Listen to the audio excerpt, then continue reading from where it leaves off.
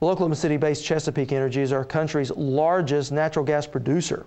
Hit hard by the credit meltdown, Chesapeake regrouped this fall, selling off part of its interest in a massive natural gas field in Appalachia for $3.3 billion, creating a partnership that Chesapeake's executives say will only further the company's growth. Earlier, I sat down with Tom Price, Chesapeake's Senior Vice President for Corporate Development.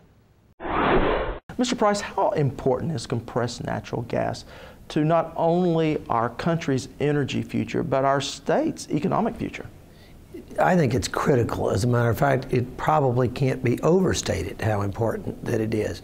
One only has to think back to the ads that have been seen many times over now that the Pickens plan has run and talked about the $700 billion reliance that we have on foreign oil to run the domestic U.S. economy.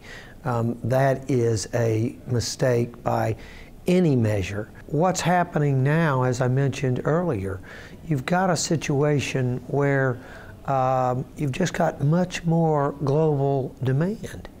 And just as one would expect with any commodity, if there is significantly greater demand, there are going to be people that say, I'm willing to pay more to satisfy my customers, my consumers. And you know, if you're a non-democratic environment, and maybe you want to ensure that you've got a political stability, then you might be willing to pay more than another country who was not so concerned whether people could afford to drive or afford to cook or do some of those types of things. So I think that's going to be with us for as long as we see global expansion, and we all want global expansion. We see what happens in an interconnected world.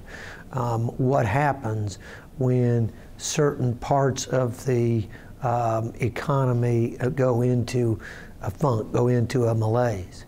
It can be pretty damaging to all of us.